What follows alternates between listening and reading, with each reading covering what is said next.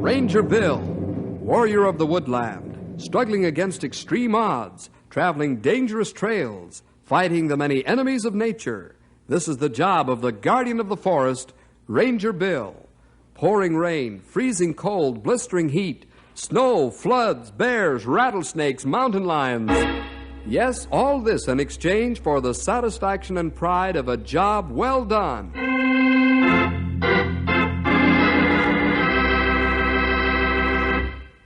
Say, do you have a dog?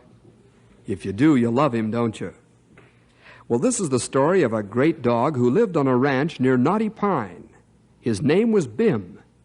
Bim's masters were Otto Jorgensen and his two sons, Eric and Paul. Now, Bim was a very unusual dog, yet he wasn't any different from your dog in lots of ways. His love and devotion to his masters were boundless.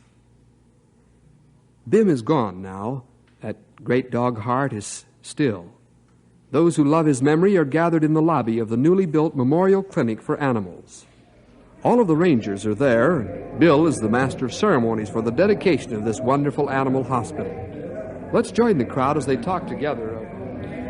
Quite a crowd of folks gathering here. Almost fill the lobby, they do. Bim, great dog. Have many friends. Well, I didn't realize so many people knew him. Yes, Bim was quite a dog, all right. This animal hospital is a fitting memorial to him. Bill, Otto's coming this way. Oh, guess he wants me to start. Bill, will you begin the ceremony, please? Why, sure, Otto. Folks, we're gathered here today to dedicate the Bim Memorial Clinic for Animals, a building that is more than brick and steel and concrete. This hospital is a memorial to a great dog that we all loved, and whose memory we'll cherish for a long, long time. The idea for this building originated with Otto Jorgensen and his two sons. They wanted this clinic to be a living token of their love and esteem for their dog.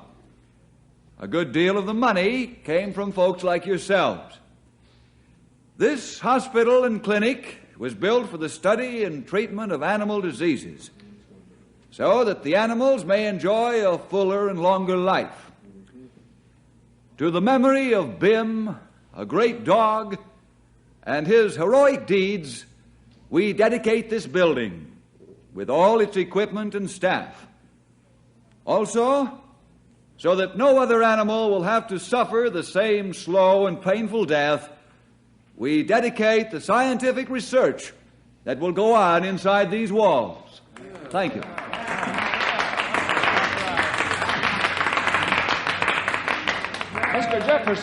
Mr. Jefferson, may I talk to you a minute? Why, sure.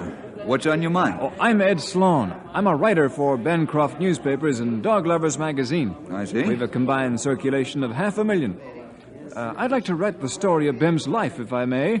And I gather you're the one I ought to see. Well, I'm sorry, Mr. Sloan, but that's not within my authority. You'll have to talk to Otto Jorgensen and his two sons. Perhaps they'll help you. I understand. But I don't know Mr. Jorgensen. I'd be glad to introduce you. They're over on the other side of the lobby, talking to some friends.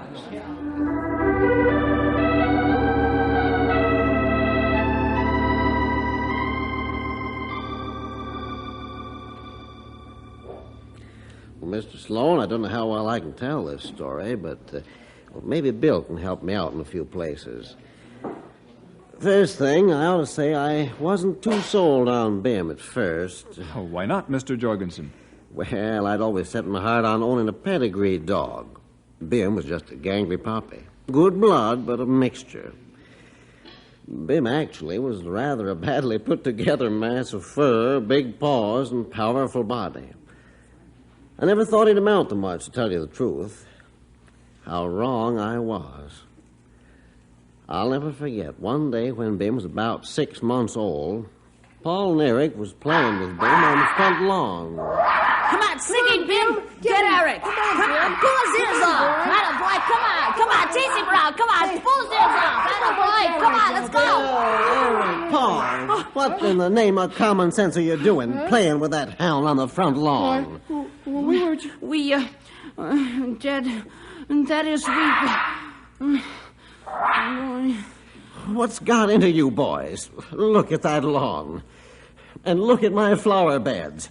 You let that mutt run around in my prize flowers. Oh, I'm sorry, Dad. It's our fault. Ever since you've had that pooch, things ain't been the same around here. Well, I'm going to get rid of him. Oh, no, Dad, please. Don't make us get rid of Bim. Oh, all right. One more chance. But if this happens again, out he goes, understand?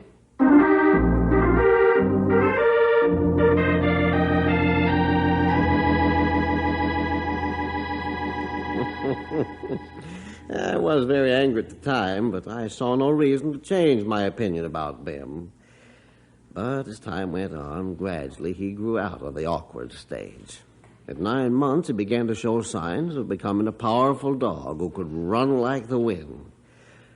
I was pleased, but I still didn't think he'd be much more than a pet for the boys. And I really didn't intend to make good my threat of throwing him out. I knew it would break the boy's heart. He was their dog. Well, the first in a series of outstanding acts of bravery and heroism occurred when Bim was 10 months old. Eric and Paul got the habit of taking Bim out on the range with them every spare moment they could find. Let's see if we can find any more of those swell-colored rocks, Paul. Okay, that's a good idea, Eric. What kind of rocks did Dad call them? I don't know. Something like Quartz. Yeah, that's it. Hey, let's head for that ridge over there, huh?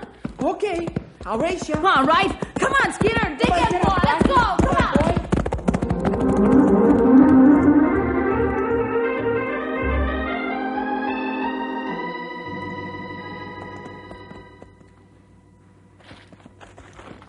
Hey, what's Bim after anyway?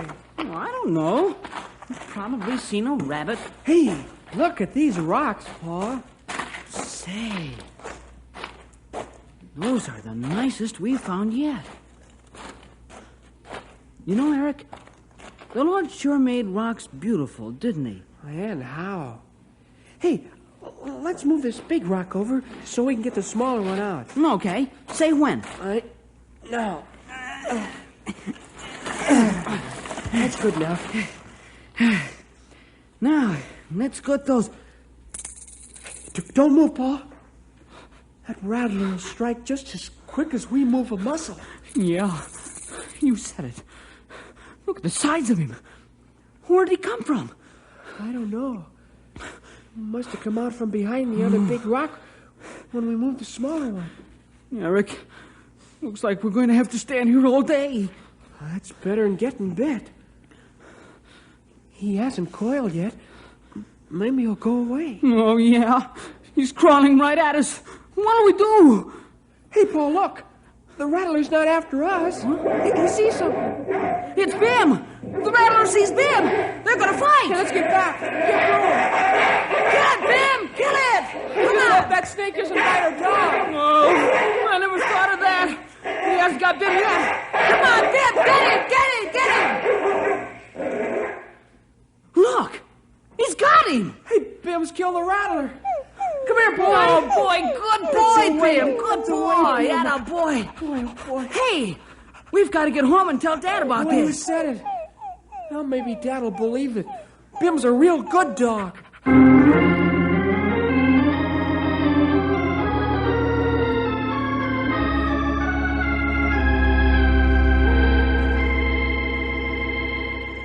Well, when Eric and Paul came home with a big yarn about Bim killing a big rattlesnake, I didn't believe it. I just couldn't believe that Bim had the courage and fight in him to tackle and kill a live rattler. I was at the corral when the boys came in and told me this whopper. It's the truth, Dad. Bim did kill the rattler. Come on now, fellas. I wasn't born yesterday. How could Bim kill a big rattler? Especially one as big as you say it was. We can prove it, Dad. All right, how? We'll show him to you. We tied a rope to the rattler's tail and dragged him here. How? This I gotta see him. Come on over to the horse barn, Dad. The rattler's outside on the ground. Okay, let's go.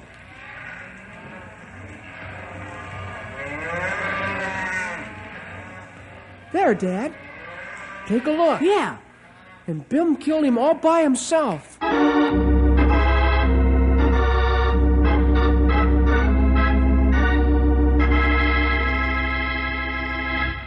Well, the boys had me where they wanted me.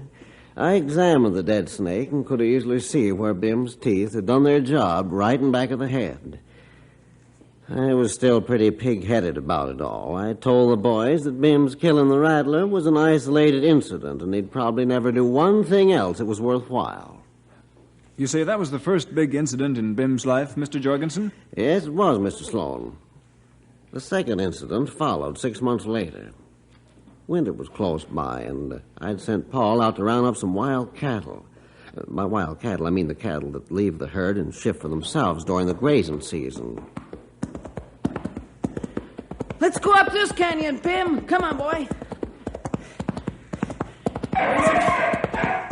Yeah, there's a couple of wild ones, Bim. Let's get behind them and drive them out of there. Hiya, come on there. Come on, Skeeter. We can't let that maverick get away and freeze out here this winter. Hiya, come on. Oh!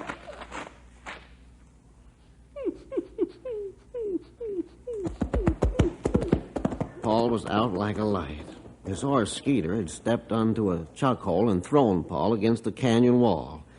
The boy had a broken collarbone, a fractured shin bone, and he was very badly bruised and shaken up. Bim started licking his face and hands, and Paul slowly came to. He was crying from pain. Oh, shoulder. Bim, I'm hurt bad. Bim, go find Skeeter. Oh, bring him back. Find Skeeter. Bring him back, boy. Go. Bim left Paul and went after the horse. He picked up Skeeter's trail and soon caught up with him. Skeeter was over his initial scare now and was just browsing in the grass. Fortunately, the bridle straps was hanging down, and Bim took them in his teeth and obediently led the horse back to Paul. Oh, good boy, Bim. Lay down, Skeeter. Lay down, big fella. Attaboy. Thanks, Skeeter. Now, hold still, boy. While I try to crawl across the saddle. Just a little bit farther.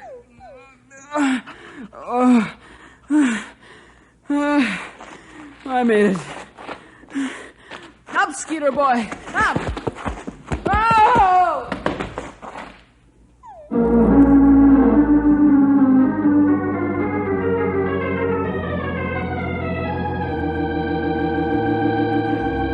In case you don't know, Mr. Sloan, it's rather a difficult job for a horse to get up with a rider on his back. And Paul was in such pain that he didn't realize he wasn't balanced properly across the saddle. So when he told Skeeter to get up, Paul fell off. Back home, Eric and I began to get worried when Paul and Bim didn't show up for supper. Got to be about 9 o'clock. Then I decided to do something.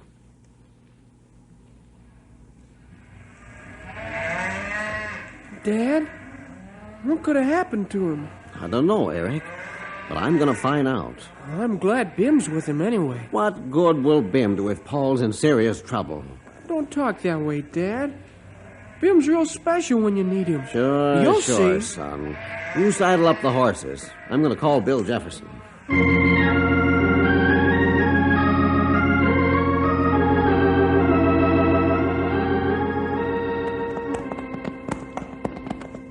You lead the way, Otto. We'll pick up the trail when we get into the area. Okay, Bill. If Grey Wolf and Stumpy can't find them, we can always get bloodhounds. Yep. Come on, Storm. Get up. You go, boy. Come on.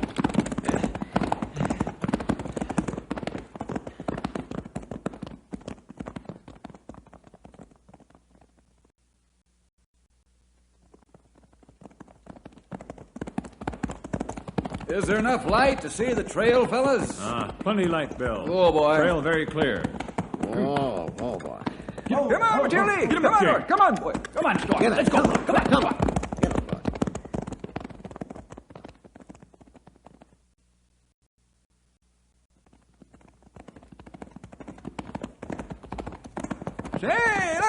stop here! Whoa, Matilda! Whoa, Storm. Whoa. Well, the sign's kind of messed up here, isn't it? Can you make it out? Is this where they had the trouble? What's it say, Grey Wolf?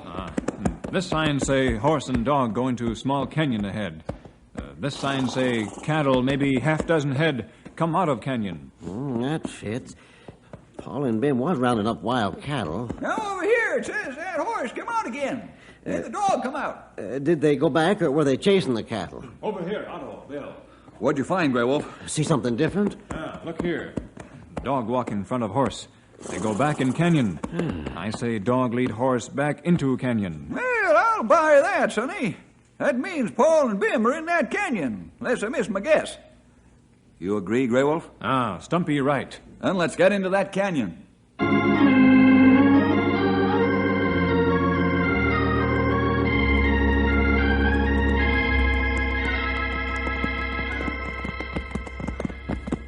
Lay the light over the canyon floor, Grey Wolf.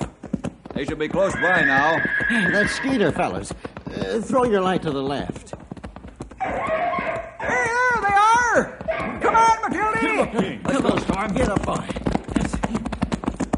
Whoa, Matilda! Whoa, boy. Otto, look. Look at that dog. He cover Paul with his own body to keep him warm.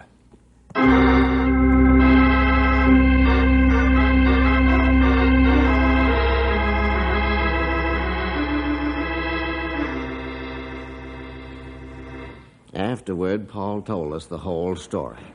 Then I knew I had been wrong and the boys were right.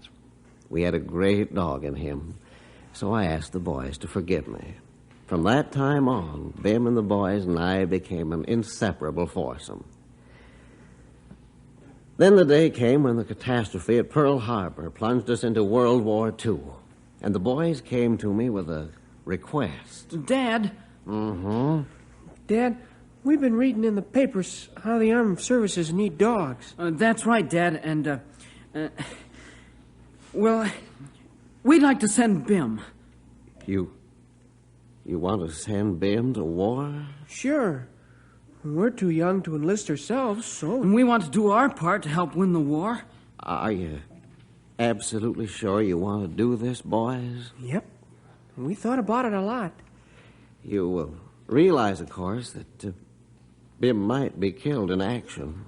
We've thought about that too, Dad, and... Yes? Well, a lot of soldiers might get killed, but then they might not, too. That's right. Bim's really tough, Dad. We're sure he'll take care of himself.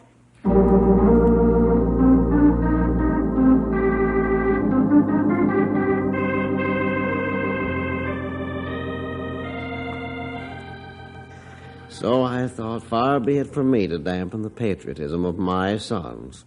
I was proud of both of them the next morning when we walked into the recruiting station for the Marine Corps in Knotty Pine. In no time at all, Bim was in the service of our country. We said goodbye to Bim, and I'm not ashamed to say that, just like the boys, tears was rolling down my cheeks. Bill, you take over the story from here, will you? I think you can tell about Bim's war record better than I can. All right, Otto. I sure appreciate your helping me, Mr. Jefferson. I don't want to leave a thing out of Bim's life. Well, it so happened, Mr. Sloan, that I was with the 3rd Marines in Bougainville, same as Bim. I got the story firsthand from the fellas that had Bim with them. It was pretty rough going. A company of the 1st Battalion was trying to flank the enemy, and they weren't having much success because they were pinned down by a Japanese machine gun nest set up in a pillbox, which the artillery just couldn't get. Captain, we won't move another inch until we knock out that pillbox. I'm well aware of that, Sergeant. Gotta be patient for a while. If we try to rush, we'll lose a lot of men. But, sir, it's the only way we'll ever get past them. The artillery and the mortar shells bounce off that thing like water off a duck's back. I know. That's why I've sent for Bim. Oh? Hey, Bim will get him out of there if anything will. And believe me, they'll think of screaming Mimi at him if Bim ever gets into that pillbox. Hey, here comes the corporal now with Bim. Well, that's fine. Corporal Radowski reporting. Good, Corporal. Bim, how are you, boy? I hope this isn't too risky, sir. I wouldn't want Bim to get it. Corporal, please don't get the idea that these dogs are out here for us to use, or we don't want to send in men. We use them only where they can be used to better advantage than men, see? They're not cannon fodder, understand? Yes, sir. Now look, you see the fire lane from here? Yes, sir, I do. Send Bim up the left side. We'll give him covering fire until he jumps for the window. Yeah. Then we'll cease fire and rush the pillbox.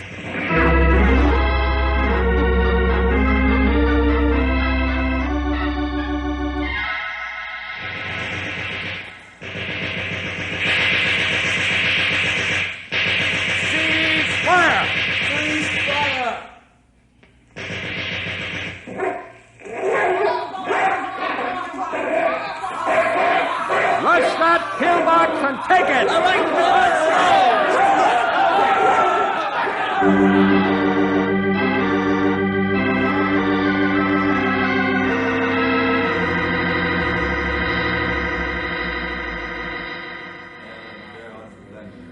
Prisoners are on the way back to the stockade, sir. Very good, Sergeant. How's Bim? He's wounded, sir. What? Why didn't you tell me? Bim comes before the prisoners, don't you know that? Take it easy, sir. The doc's looking at him now. The wound isn't bad, sir. He got knifed in the leg. Not bad. Oh, okay. It's fine. In the leg, huh? Yes, sir. We'll see that he's carried to the rear on a stretcher. That's an order, Sergeant. Yes, sir. It'll be done, sir.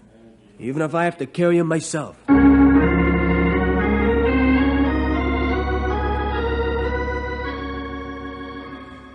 That's the story of Bim's service with the Marines. Thanks, Mr. Jefferson. Is there more, Mr. Jorgensen? Yes, Mr. Sloan, there is. We received a telegram from the War Department saying that Bim had been wounded, though not seriously. Uncle Sam was sending him home. They also said that Bim would receive the Purple Heart. Bim recovered the full use of his leg, and in about 6 months, you'd never know he'd been wounded. I'll say you could, Mr. Sloan. He was as fast as he ever was. But he sure grew up, though, while he was away. Seemed quieter, more serious. That's right. Well, one day, a year after Bim came back from the war, I was dragging our road. We have a private road that leads from the highway to the house and barns. I had the tractor hitched to a weighted drag, and I was trying to even out the rough spots. I was alone. That is, except for Bim. He was playing around nearby somewhere.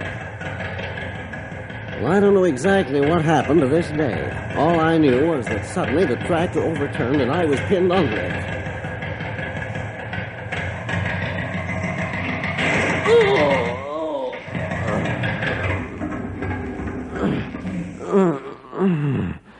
Bim, help me. Bim, dig me out of here, will you? Good boy, Bim. That's right. Under my face first, so I can breathe easier. That's right. Under my body. Now see if I can... Yeah, that's it. Good boy. I'm almost clear. That's all right. You can scratch me if you want to. That's it. I'm coming out. And you mean to tell me that your dog dug you right out from under that tractor? Yes, Mr. Sloan. Amazing as it sounds, he not only dug the ground out from under my face so I could breathe, but he dug the ground out from under my chest and body. Enough for me to crawl painfully out, broken back and all. That sounds unbelievable. All of it was in the local newspapers. What a dog he must have been. Would you care to tell me how he died? Yes. About a year ago, we noticed that Bim was beginning to fail. Not too quickly at first, but noticeably. We took him to Dr. Crawford, a veterinarian here in Knotty Pine. Dr. Crawford examined him and said that Bim had a malignant tumor, and there wasn't anything we could do to save him. Just a matter of time. It was heartbreaking to watch a dog so full of life and courage as Bim was, slowly to waste away to skin and bones. I'm sure it was a heartbreaking experience, Mr. Jorgensen. Well, we watched him this way for 3 months. Finally, the boys spoke to me about it. I'm glad they did, because I wouldn't have spoken to them if they hadn't brought up the subject first. So, in the morning, the three of us went to Bim's bed to take him to Dr. Crawford. It was like visiting a sick and dying friend. Eric kneeled down to awaken him. Bim. Bim. Come on, fella, wake up. He hasn't moved a muscle. You don't suppose... Let me see, Eric. Yes, boys. Bim's dead.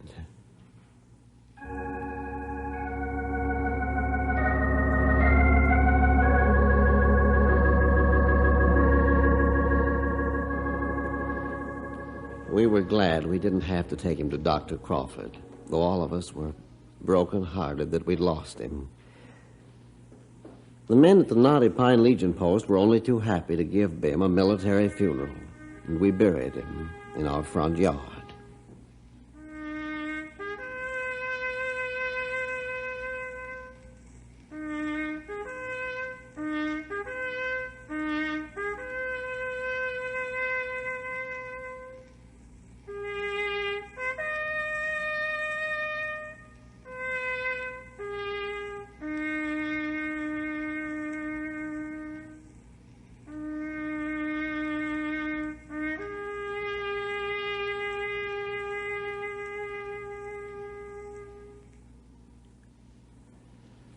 I make no bones about saying that I cried like a baby. Here was a dog that had given us all he had, and when he needed our help, there wasn't a thing we could do except watch him die. Several months passed by, and I talked to Dr. Crawford. I offered to contribute a sum of money for an animal clinic and hospital if he would head it up. He agreed. Dr. Crawford and the local newspapers let the story out, and many, I should say a host, of Bim's friends and those who love dogs gave to the fund. The result, you see before you. Well, that's the story, Mr. Sloan. I don't know if I'll be able to do justice to this story, Mr. Jorgensen, but I'm sure going to try my best. Well, that's all we ask, Mr. Sloan. Before we leave, I'd like you to see the bronze tablet. Yes, I'd like to.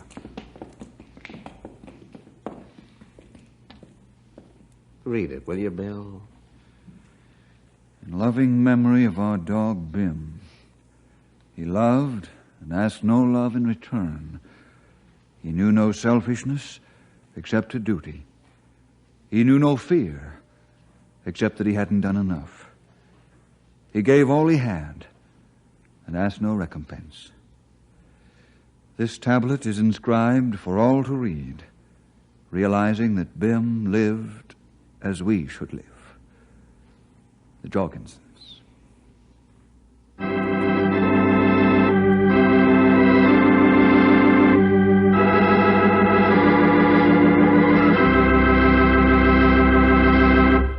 Boys and girls, the story you have heard is fictional, of course, so far as there actually being a dog named Bim is concerned.